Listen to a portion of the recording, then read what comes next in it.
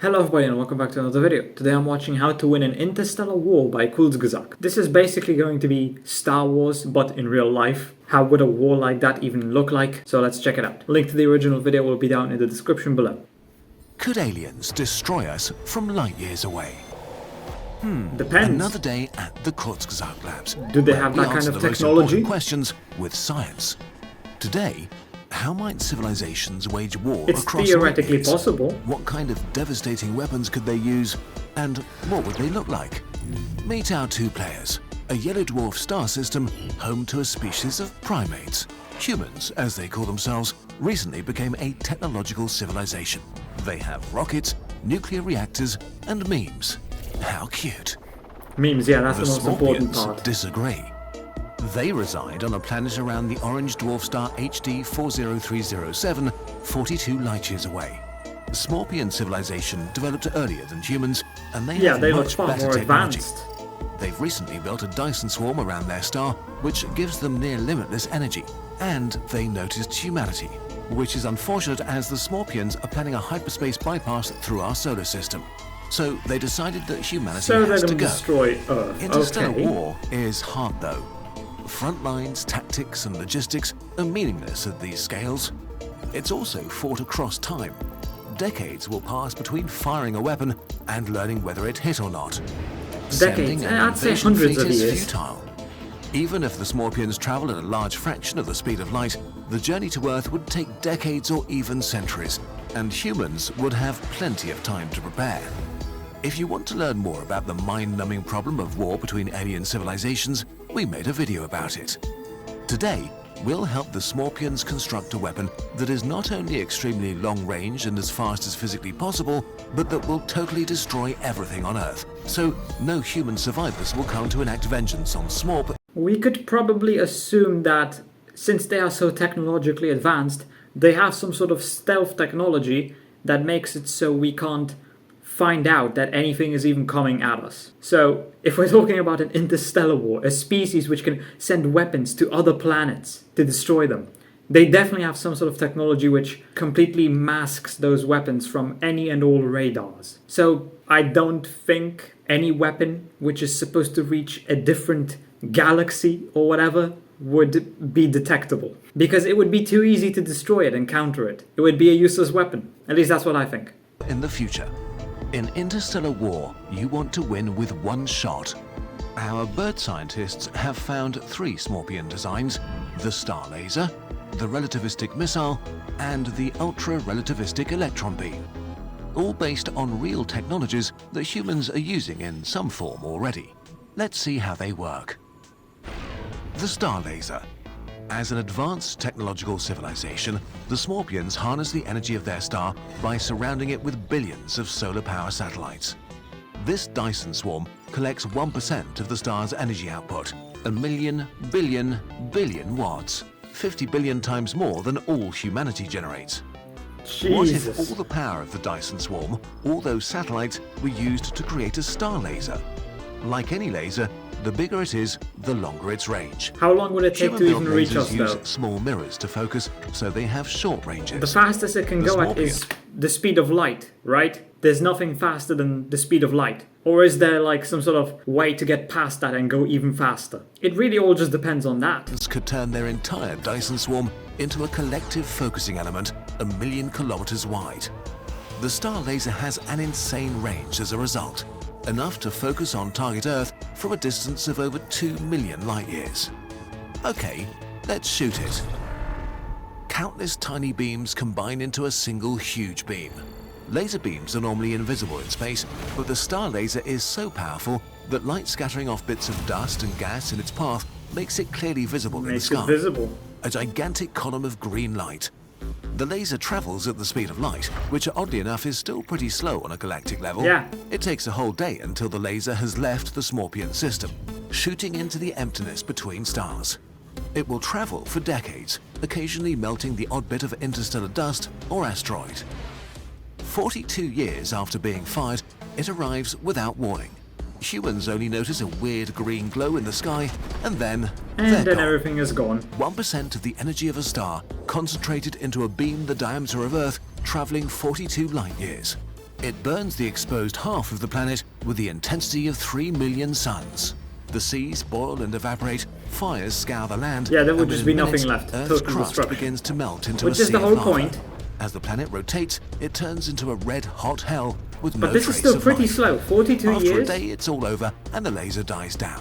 In another 42 years, the small And of course, this is just assuming that this is 42 light years away. If it's even further than that, it's just going to take even longer. Could you even detect this though? I feel like you would be able aliens will to. know if they've been successful.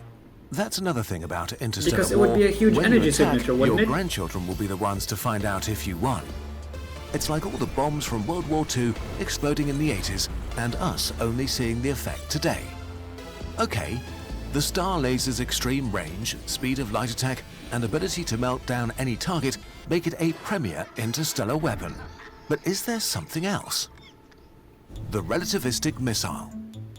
What if, instead of converting the energy of their Dyson swarm into a laser, the Smorpions used it to shoot a super bullet? A relativistic missile, going as close to the speed of light as possible. This sort of weapon Well, it would is still at the take limits of what 42 the years Smorpions' then. technology can handle, longer. as it requires loads of a highly dangerous material, antimatter, the evil twin of regular matter. Humans have only managed to produce a few nanograms of antimatter. With their unlimited energy, Smorpions can manufacture it at an industrial scale to build antimatter rockets.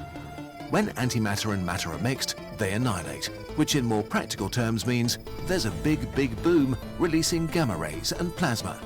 The So physics theoretically, is it would just complicated, immediately but annihilate basically, Earth. if you have a really strong magnetic field, you can deflect the plasma through a nozzle, just like in the chemical rockets humans use. But it would be much faster. The fastest rocket possibly, basically.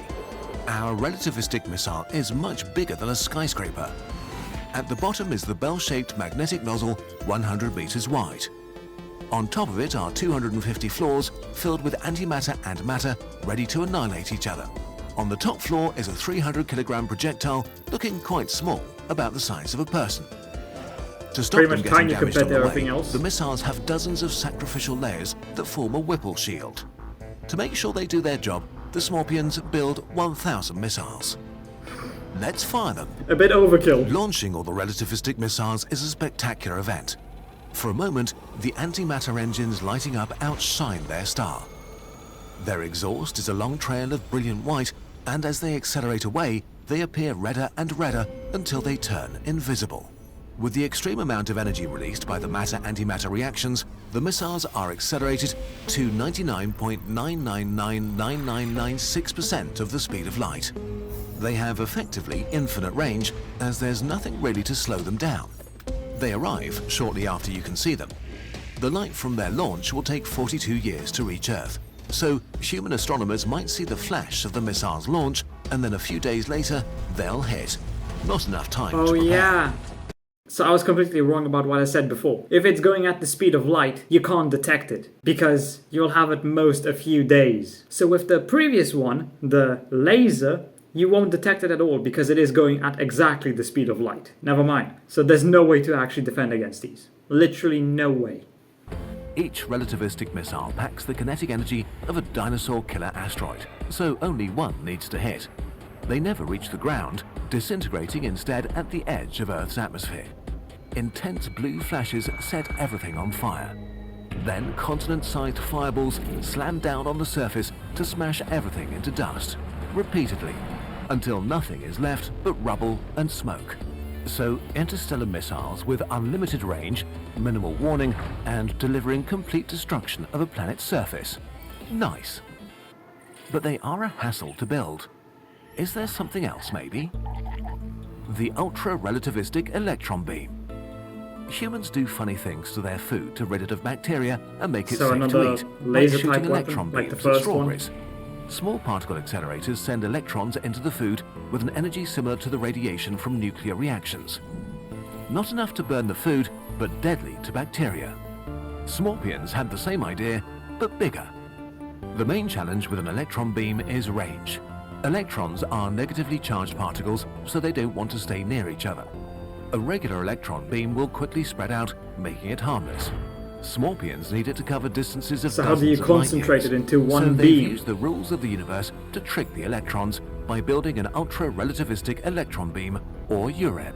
What it does is accelerate the electrons to 99.9999999999999999999999999% Okay, that's enough. 99998% of the speed of light. Faster It's than basically even the most speed of powerful light. cosmic rays. The closer something travels to the speed of light, the slower time moves for it relative to the rest of the universe.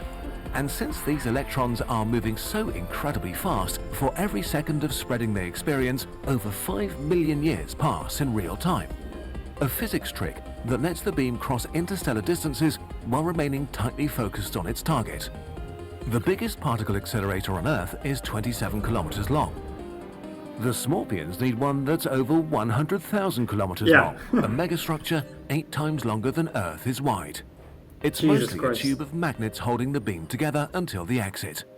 Like a long trumpet of doom surrounded by an aura of deadly I mean, radiation. the most effective weapon is When still the it's first fired, one. it produces a ruler-straight lightning bolt pointed at Earth. Its effects on arrival are less visible than the other weapons. No flashes of light, no massive firestorms, no explosions. It doesn't destroy rocks, it destroys DNA. People get dizzy, then fall sick as their cells are pierced by radiation. You might think that a deep bunker could save a few humans, but So no. what, it's kind of like The cancer? UREB is so penetrating that its effects accumulate to lethal doses even underground over days or weeks. In the end, just like our strawberries, Great. Earth becomes sterile. Simulation results. I feel like the most effective one is still just the first. By Kotzgazat, where we've learned a lot, not sure exactly what. Luckily, the Smorpions don't really exist, but others Well, might. One major we don't know downside of that. all our weapons is that others around the Milky Way could see you firing them, which is not ideal because you don't want to present yourself as a dangerous species and tell everybody where exactly you are. So maybe instead of shouting or shooting out into the universe, the best course of action seems to be to stay relatively quiet for now and observe. Maybe one day we'll witness distant stars shooting at each other and be glad we stayed out of it.